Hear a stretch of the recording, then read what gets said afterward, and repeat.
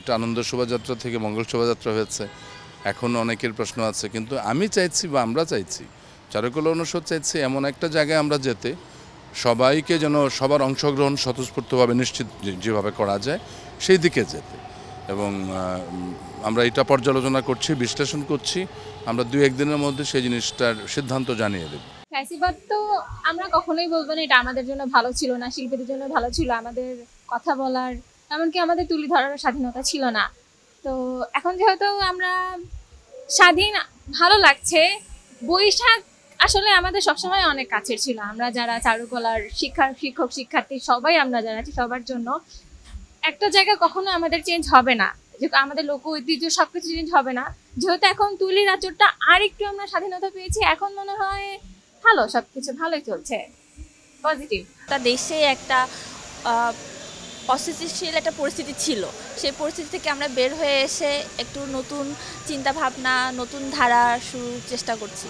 তো এবারের বৈশাখে আমাদের যে আয়োজন হয়েছে, এই আয়োজনে আমাদের মানে জুলাই বিপ্লবের একটা প্রতিচ্ছবি রয়ে গেছে। যেমন আমরা মুগ্ধের পানির বোতলের একটা স্ট্রাকচার রেখেছি, তারপর ফেসিবাদ সরকারের একটা স্ট্রাকচার রয়েছে।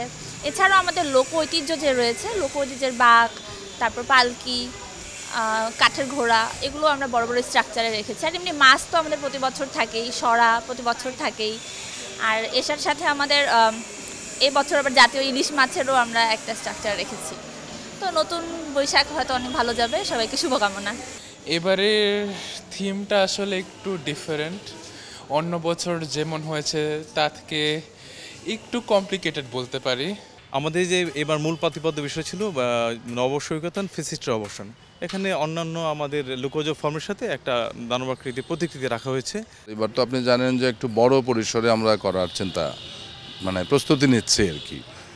পরিসরটা একটু বড়, কারণ আমাদের চারুকলা অনুষদের সাথে কিন্তু বিভিন্ন জাতি গোষ্ঠী কিন্তু যুক্ত হচ্ছে, এবং আমাদের সাথে কিন্তু এরকম বিভিন্ন ব্যান্ড সঙ্গীত শিল্পী যুক্ত হচ্ছে, বিভিন্ন সাংস্কৃতিক ব্যক্তিত্বরা তাদের আলাদা আলাদা সাংস্কৃতিক কর্মকাণ্ড নিয়ে যুক্ত হচ্ছে।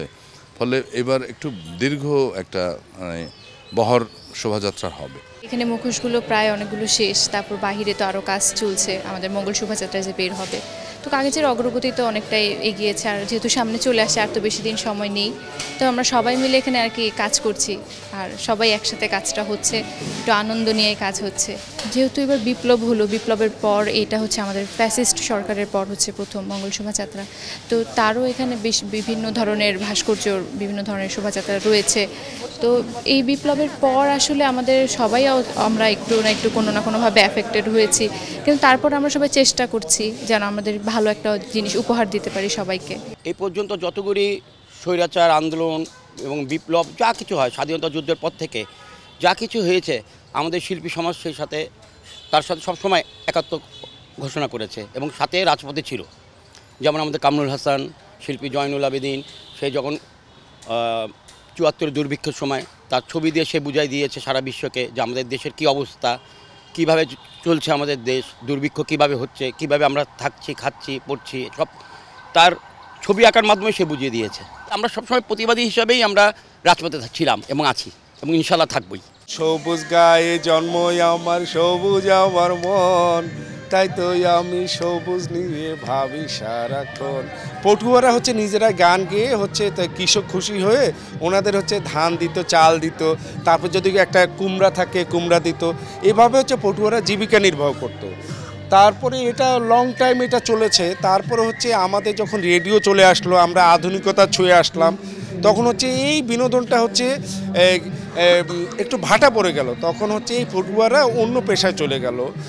এভাবে হচ্ছে আমি হচ্ছে এ যুগের ছেলে, আমি হচ্ছে আমাদের যে শেখর, আমাদের ঐতিহ্য, এটা নিয়ে প্রায় আমি 30 বছর ধরে চর্চা করছি।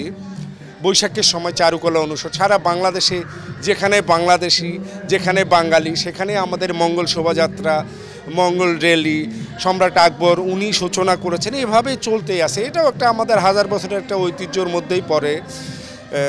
তো এভাবেই হচ্ছে এবার হচ্ছে চারুকলার কর্তৃপক্ষ আমাদের যে পটচিত্র, গাজীর পট, বেহুলা লক্ষিন্দ, তারপর বনবিবি, তারপরে আমাদের এই আকবর, সম্রাট আকবর পট, তারপরে আমাদের যে বাংলাদেশ পট, যেখানে আমাদের মুক্তিযুদ্ধ সময় আমাদের যে শহীদ, আমাদের যারা অগ্রজ, যারা অহংকার, দেশের জন্য যারা জীবন দিয়েছেন, আমাদের ভাষা আন্দোলনের সময় যারা জীবন দিয়েছেন, ওনাদের স্মরণে এবং হচ্ছে আমাদের যে তরুণ প্রজন্ম, ছাত্র জনতা, যে আমাদের নতুন করে আমাদের সেই বৈষম্য দূর করার জন্য যারা বুকে তাজা রক্ত দিলেন, সেটা স্মরণে একটা পটচিত্র হবে, সেটা হচ্ছে বাংলাদেশ পটচিত্র।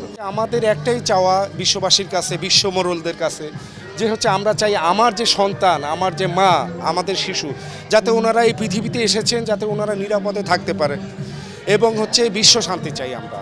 আমাদের একটাই চাওয়া হচ্ছে বিশ্ব শান্তি। আমরা সৃষ্টিকর্তা আমাদের পাঠিয়েছেন, আমরা শান্তিতে যাতে থাকতে পারি। আমাদের সন্তান যারা আসবেন, আমাদের যারা পরবর্তী প্রজন্ম, তাদের জন্য সবুজ একটা দেশ, সবুজ একটা পৃথিবী আমরা উপহার দিতে চাই। এই জন্য সবাই আমরা যে যার মতো করে কাজ করছি।